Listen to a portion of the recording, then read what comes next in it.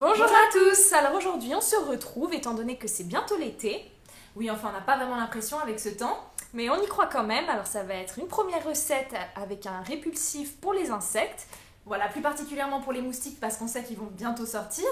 Et la deuxième recette, ça va être un cataplasme anti-irritation. Donc on va pouvoir l'utiliser justement après s'être fait piquer par un moustique. Ou aussi sur des plaques par exemple d'eczéma. Moi je l'ai utilisé pour ça et ça fonctionne très très bien. Pourquoi nous avons décidé d'utiliser des produits naturels comme répulsifs plutôt que les produits industriels qu'on peut acheter dans le commerce. Qu'on branche au prix, voilà, par exemple, exactement. ou qu'on spraye sur nous, ou sur les habits. Ouais. En fait, ces produits marchent très très bien, mais c'est pas pour ça qu'on veut plus les utiliser, c'est parce qu'en fait dedans il y a une molécule qui s'appelle le DEET et qui est une molécule qui inhibe en fait les neurotransmetteurs des moustiques et en fait provoque leur mort. Alors ça peut provoquer leur mort quasiment immédiatement, mais aussi peuvent partir chargés de cette molécule, puis ensuite se faire manger par d'autres animaux, comme par exemple les chauves-souris. Qui sont friands des moustiques. Voilà, exactement. À mon avis, ça c'est le meilleur...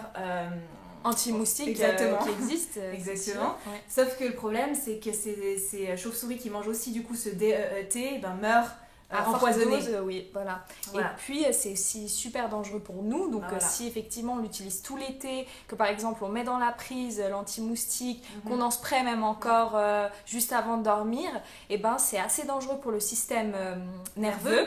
Et d'autant plus pour les femmes enceintes et pour les enfants. Donc nous on s'est dit on prend pas de risque, on essaie d'en faire un naturel qui fonctionne bien.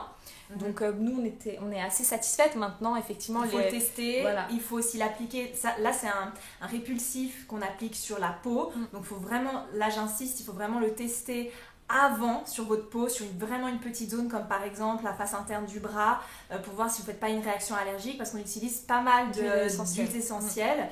Encore une fois les femmes enceintes et puis il y a certaines huiles essentielles qu'on ne peut pas appliquées sur les enfants de moins de 3 ans ou les jeunes enfants. Donc il faut vraiment se renseigner avant de faire toutes les mixtures avec les huiles essentielles. Mais les huiles essentielles restent très très efficaces.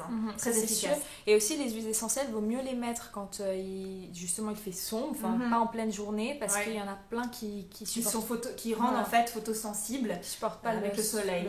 Voilà. Donc ça, ce sont les quelques précautions à prendre en compte. Donc voilà, on va vous laisser avec la recette. Voilà. Et puis on se retrouve très bientôt. Alors c'est parti pour la réalisation de notre répulsif pour les insectes et particulièrement contre les moustiques naturel et à appliquer sur la peau. Nous utiliserons en majeure partie des huiles essentielles. Alors attention à l'utilisation de certaines huiles essentielles, certaines sont abortives, d'autres sont photosensibles.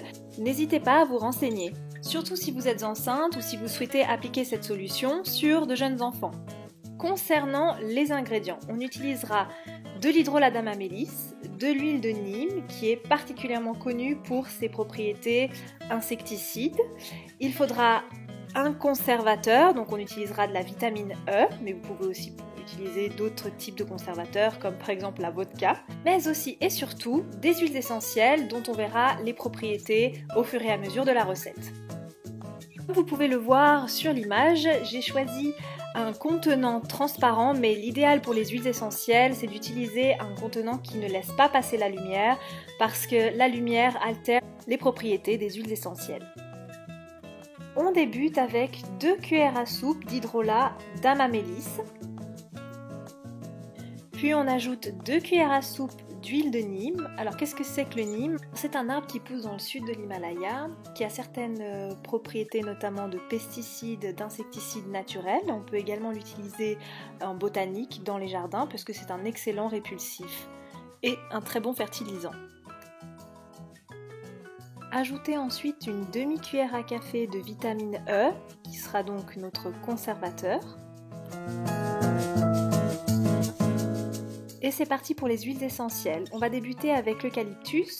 On mettra 55 gouttes d'huile essentielle d'eucalyptus, qui est une huile essentielle qui fonctionne très très bien comme répulsif, mais qui n'est pas conseillée aux enfants de moins de 3 ans.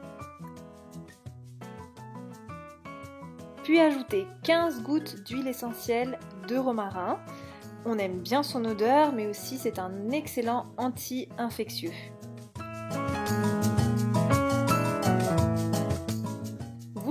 c'est une huile essentielle particulièrement épaisse et plutôt brunâtre.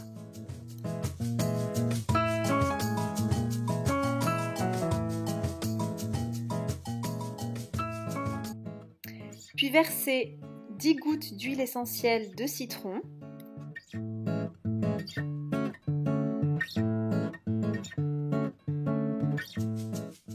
D'huile essentielle de cèdre de l'Atlas qui est un excellent insectifuge et un antiparasitaire.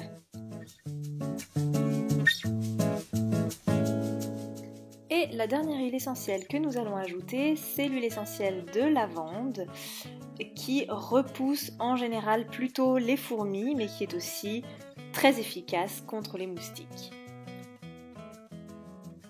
Pour conclure, on remue le tout assez énergiquement afin de le verser dans le contenant.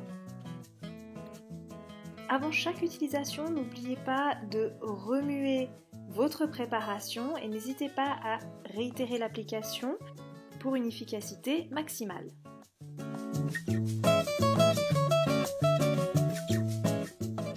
La prochaine recette que nous vous proposons est un cataplasme que vous pouvez aussi utiliser sous forme de crème, donc en beaucoup moins épais, sur toutes les zones en fait qui vous démangent. Donc c'est très utile après une piqûre d'insectes, mais aussi pour tout ce qui est eczéma ou petites allergies. En bref, elle soulage toutes les petites irritations de la peau. On débute par une cuillère à café d'oxyde de zinc.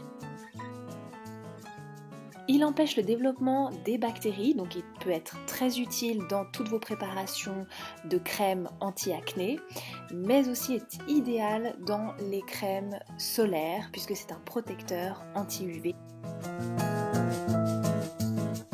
Ajoutez ensuite une cuillère à café de sel.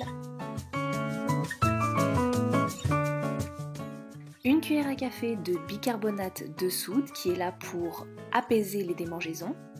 Ajoutez ensuite 2 cuillères à café d'argile blanche, elle est particulièrement anti-inflammatoire, antiseptique, elle aide à la cicatrisation, donc ne pas hésiter à appliquer sous forme de cataplasme sur les blessures, sur toutes les formes de petites irritations.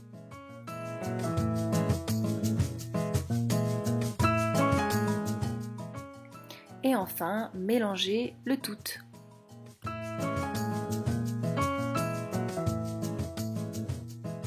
Pour prolonger la conservation de mon cataplasme, j'ajoute progressivement 2 cuillères à soupe d'hydrolat d'Amamélis.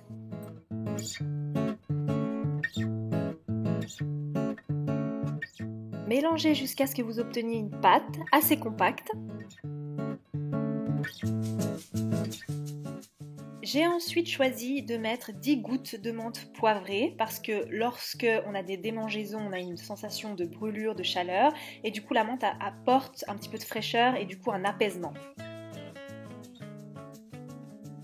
N'oubliez pas de mélanger. Je termine en ajoutant une cuillère à café de gel d'aloe vera. Alors l'aloe vera a des bienfaits qui sont cicatrisants, hydratants, apaisants, donc c'est le petit produit miracle. On mélange une dernière fois avant de mettre notre cataplasme dans notre récipient que l'on peut fermer hermétiquement. Cette préparation se conserve environ 2 semaines. Après, elle a tendance à sécher. N'hésitez pas à réhydrater en remettant de l'hydrolat d'Amamélis par exemple. C'est maintenant terminé. N'hésitez pas à tester ces 2 produits sur une toute petite partie de votre corps afin d'être sûr que vous n'êtes pas allergique à l'un de ces ingrédients. N'hésitez pas à liker si vous aimez cette vidéo et à vous abonner à notre chaîne.